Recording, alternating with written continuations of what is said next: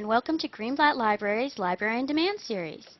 During this session, we will discuss researcher identifiers with our scholarly communications librarian, Kim Mears. Kim?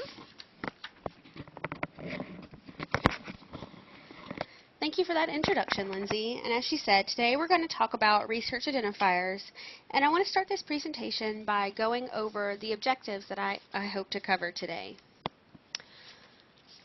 So the first thing I'm going to do is I'm going to introduce you to research identifiers and then go over some of the benefits of the research identifiers. I'm also going to show you how, or talk to you about how to sign up for a research identifier and highlight two of the services that I think are important.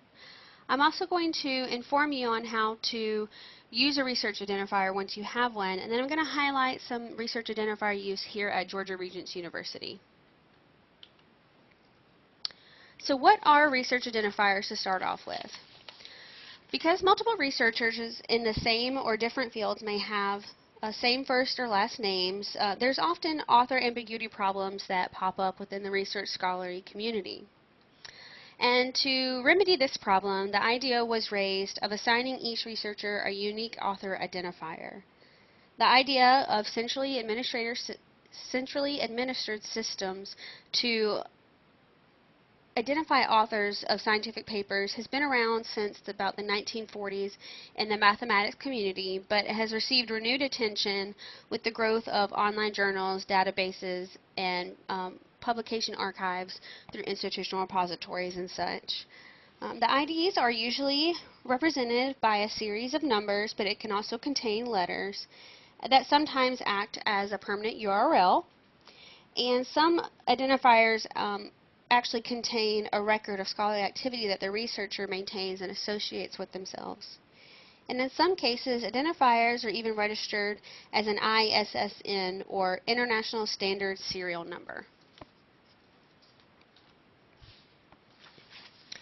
So why are researcher identifiers important? There are multiple benefits of using a researcher identifier, and from the administrative standpoint, this can lead to less ambiguity as to who has published a certain paper when different variations of an author's name have been used.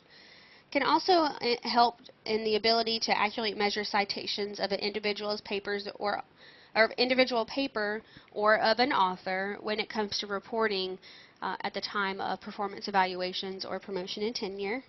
It can also help to easier evaluate an author's productivity or impact within their own field. From an IT standpoint, it actually simplifies data handling and storage, and author identification only has to be stored in one place. It also facilitates richer cross-referencing possibilities through other systems and applications that have authors' biographical information in his or her public works. And as the number of authors increase, research identifiers assist in the correct association of their works, as I mentioned before, and really helps with that author disambiguation. As scholarly works come in multiple formats, authors can now archive preprints of articles if the publisher allows, so there may be different variations or many variations of a work available, so it's important to associate all those variations with the same author or researcher. As you can see in the example here I have on the screen, we have an author who's published under 4 different names. So this is one way to say all of these names equal this one person. So how do you sign up for a researcher identifier? Two of the recognized systems for administering unique author identifiers are Researcher ID, which is integrated with Web of Science, and ORCID, which stands for Open Researcher and Contributor ID. Those are the two systems that I'm going to choose to highlight today.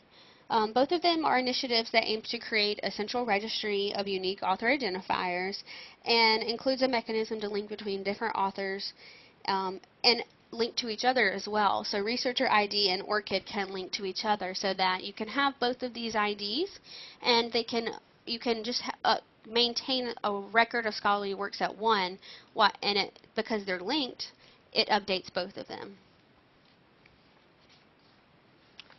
So once you have your ID and you've registered, usually it's a very simple process of name, email address, and the typical registration information. An important part of maintaining your researcher identifier is linking your scholarly works with you. So often the system will allow you to import your scholarly works so that you don't have to manually enter your scholarly works. So that can help with decreasing the amount of data entry repetitively when you visit these systems. So now that you have a researcher identifier and you have associated your works with your identifier, how can you start using your researcher identifier? So as I mentioned before, a lot of researcher identifiers are now integrating into different systems such as manuscript submission systems, like you can see from Nature, which is down in the bottom right hand corner of my slide. We also have databases, human resources systems, faculty profiles, and institutional repositories. You can see that Boston University has integrated ORCID into their researcher profiles in the bottom left screen. You can also see in the top right-hand image that it is in Signed CV, which is within the NIH or NCBI system, which is also more commonly known as PubMed. You can also link your research identifier with data sets and in this example we have Figshare. So there are many different systems, many different publishers that are integrating research identifiers to assist in the proper,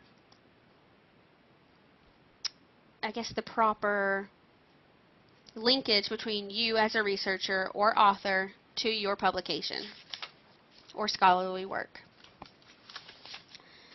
So the next thing I want to talk about is some of the integration here at GRU with researcher identifiers. We've really become involved with ORCID as an organization. I am an ORCID ambassador, so we have access to all kinds of educational materials for ORCID, and we really just kind of use it as an opportunity to go out into our communities, our campus communities, and talk about the need for researcher identifiers and the benefits of using an ORCID identifier. So we began to explore ORCID integration into GRU systems in June of last year when ORCID released a funding opportunity in collaboration with the Alfred P. Sloan Foundation. We met with human resources and IT services to gauge interest and explore the feasibility of implementing a project like this. We also had the opportunity to present at the Dean's Council to gather letters of support and increase interest in the project. Unfortunately, we didn't receive the grant, but we did decide to move forward with a smaller scale integration into two main systems: PeopleSoft, which is our human resources management system, and Scholarly Commons, which is our institutional repository that's managed by the library. So as you can see from the diagram, linking ORCID and PeopleSoft allows us to feed ORCID into additional workflow systems like our institutional faculty list, SciVal, and Digital Measures, which is coming soon. For those of you that aren't familiar with it, Digital Measures is a software that our university is adopting to aid in faculty reporting. It holds information like CV data, course evaluations, teaching loads, performance appraisals, and any other important information you can think of for accreditation or promotion and tenure purposes.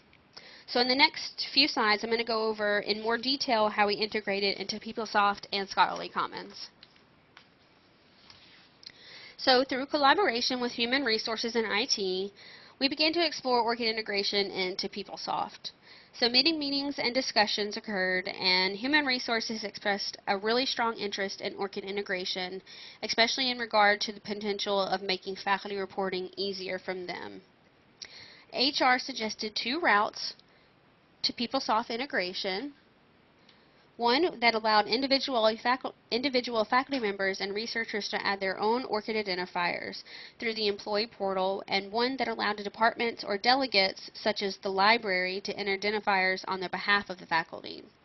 So each of these approaches were discussed, and they required different technical configurations, but both departments agreed that the option to allow departments or delegates to enter identifiers would be the best approach, since ORCID adoption is still growing here on our campus.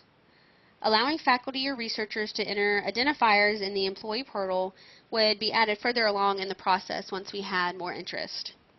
So an IT analyst created this mock-up, which is a customized panel within PeopleSoft, and the text was provided by the library, and validation rules were created by IT to ensure that the proper amount of numbers were entered and they were entered in the correct format.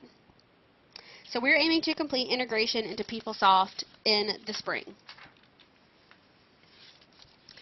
The second integration we adopted is in Scholarly Commons, which again is our institutional repository.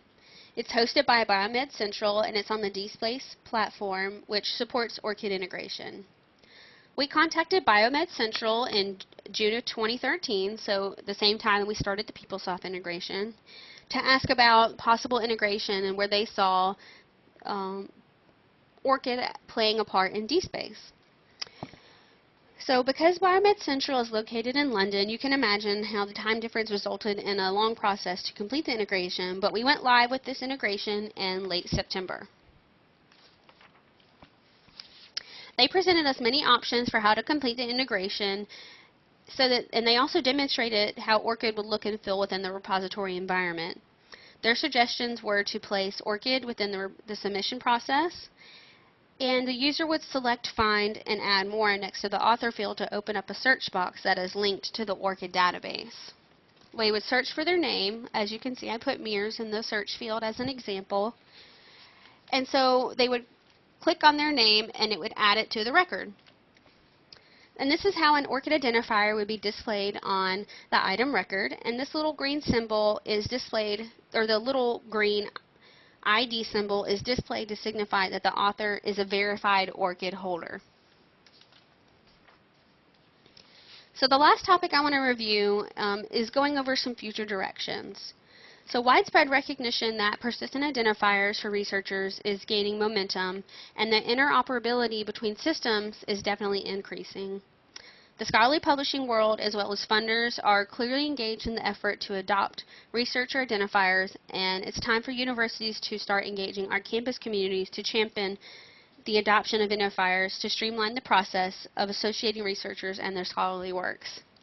Here at GRU, we hope to continue to engage and educate our faculty on the use of ORCID and other researcher identifiers. We hope to include ORCID registration as part of new faculty onboarding, and we continue to look for college or departmental presentation opportunities so that we can continue to spread the word about ORCID and researcher identifiers. So that is all I have for you today. If there are any questions, and if you have more questions about ORCID, you can visit our LibGuide on the topic, and you can learn more about it. And if you have any questions, feel free to email me.